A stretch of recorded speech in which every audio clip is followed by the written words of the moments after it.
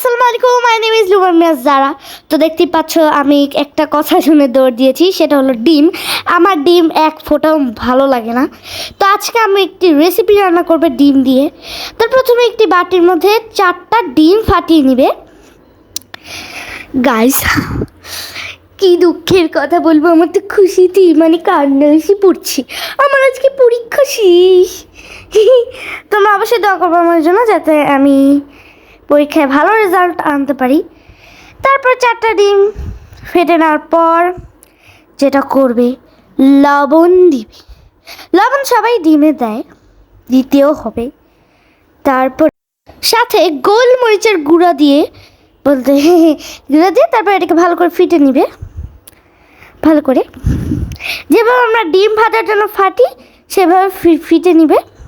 তারপর একটি বাটি বা একটা ছোট্ট কড়াই, এর মধ্যে তেল লাগিয়ে, আসলে এটা আর কি পুডিংয়ের মতো একটু হবে, কিন্তু এটা কিন্তু ডিমই। তো ভালো করে তেলটা মাখিয়ে নিচ্ছে। তারপর এটার উপরে এটাকে বলতে ডিমটাকে ঢেলে দিবে। তারপর চুলা জ্বালিয়ে এটার উপরে একটি পানির কড়াই দিয়ে এটার উপরে তোমরা কোনো জিনিস রেখে তারপরে এই কড়াইটাকে বসিয়ে। তারপর এটা কতক্ষণ পর হয়ে যাবে, দেখতেই পাচ্ছ পুরো পুডিংয়ের মতো লাগতেছে। তবে এটাকে একটু ধরে দেখবে যে এটা একটু মানে নরম হয়েছে নাকি। তারপরে তোমরা কি নরম হলেই বুঝতে পারবে যে এটা হয়েছে। তারপরে একটি ছুরি দিয়ে এটাকে ভালো করে আমরা কেটে নিব ছোট ছোট করে। আর অবশ্যই আমার ভিডিওটাকে তোমরা অবশ্যই লাইক, কমেন্ট, শেয়ার, সাবস্ক্রাইব করতে ভুলবে না। তো ভালো করে কেটে নিলাম। তো দেখতেই পাচ্ছ আমি তো আজকে আম্মুকে বারবার জিজ্ঞেস করতেছিলাম যে কী রান্না করবো। আম্মু বারবার বলতেছে ডিম, আর আমি বলি ডিম খাবো না। আর আম্মু বলে কি পরে দেখো। তারপরে একটি কড়াইয়ের মধ্যে তেল দিয়ে পেঁয়াজটাকে একটু বাদামি কালার করে ভেজে নেবে। ভাজার আগে একটু লবণ দিয়ে নিবে। তারপরে এটাকে একটু নাড়াচাড়া করতে হবে। তো এটা যখন হালকা বাদামি কালার হয়ে উঠবে তখন এটাকে গাইস কি বলবো, তো এই যে বাদামি কালার হয়ে গিয়েছে, বেরেস্তার মতো দেখা যাচ্ছে। তারপরে দিয়ে দিবে হচ্ছে পেঁয়াজ বাটা। ভালো করে এটাকে নাড়াচাড়া করে নিবে। তো গাইস দেখতেই পাচ্ছ, তো এখন এটাকে একটু ভালো করে নাড়াচাড়া করে যখন দেখবে এইরকম অবস্থা হয়ে গিয়েছে বাদামি কালার হয়ে, তখন বুঝবে যেটা হয়ে গিয়েছে। তারপরে তেজপাতা, লবঙ্গ, দারচিনি, আদা রসুন বাটা এগুলো দিয়ে ভালো করে আর কি নেড়ে দিবে। তারপরে তো গাইস কষ্ট লাগছে বলতে আমার অনেক খুশি লাগতেছে, কারণ আমার পরীক্ষা শেষ। আমি তো আজকে সারাদিন মজা করবো। আচ্ছা, তারপরে হলুদ গুঁড়া দিয়ে দিল, মরিচ গুঁড়া। যারা একটু ঝাল খেতে ভালোবাসে তারা বেশি করে ঝাল দিও। তারপরে ধনিয়া গুঁড়াটা দিয়ে দিবে।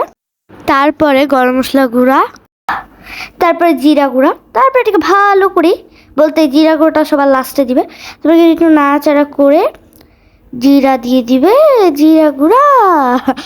তো তারপরে দুধ দিয়ে দিবে, সরি টক দই দিয়ে দিবে। তারপর এটাকে ভালো করে একটু নাড়াচাড়া করে দেখেছো কালারটা সেই কালার। আমি যে এখন ভয়েস দিচ্ছি আমার তো এখনই খিদে পেয়ে গিয়েছে আবার। তো বলতে এটা হচ্ছে টমেটো সস, একটু ঝাল হওয়ার জন্য দিয়েছে, আবার কালার হওয়ার জন্যও দিয়েছে। তারপর এটাকে ভালো করে মিক্স করে নিবে। তো আমার ভিডিওটাকে কিন্তু অবশ্যই লাইক, কমেন্ট, শেয়ার, সাবস্ক্রাইব করতে ভুলবেন না। তো এখন দিয়ে দিল সেই ডিমগুলো, যেই ডিমগুলো প্রথমে আমি আপনাদের তোমাদের দেখিয়েছিলাম। তারপর পানি দিয়ে এটাকে একটু নাড়াচাড়া করে ঢেকে দিতে হবে। তারপরে কিছুক্ষণ ঢাকার পর এটাকে উঠিয়ে দেখবেন, দেখবে যে কত জোস একটা কালার এসেছে, মানে কি বলবো। তারপর আর একটু পানি দিয়ে দিবে, তারপর মরিচ দিয়ে দিবে। মরিচটা দিলে একটু ঘ্রাণও বেশি আসে, এবং ধনিয়া পাতা দিলে তো আরও সুগন্ধ আসে। তারপর এটাকে নাড়াচাড়া করে প্লেটে সার্ভ করে নিব। তো গাইস, এটা কিন্তু খেতে খুব খুব টেস্টি ছিল, তোমরা অবশ্যই বাসায় ট্রাই করবে। তো দেখতেই পাচ্ছ কালারটা অনেক সুন্দর, তো তোমরা অবশ্যই বাসায় ট্রাই করবে। আজকের ভিডিওটা এ পর্যন্তই। তোমাদের কাছে যদি ভালো লেগে থাকে অবশ্যই লাইক, কমেন্ট, শেয়ার, সাবস্ক্রাইব করতে ভুলবে না। আর আমার জন্য বেশি বেশি দোয়া করবে যাতে আমি পরীক্ষায় ভালো রেজাল্ট করতে পারি, অনেক বড় একটা ইউটিউবার হতে পারি।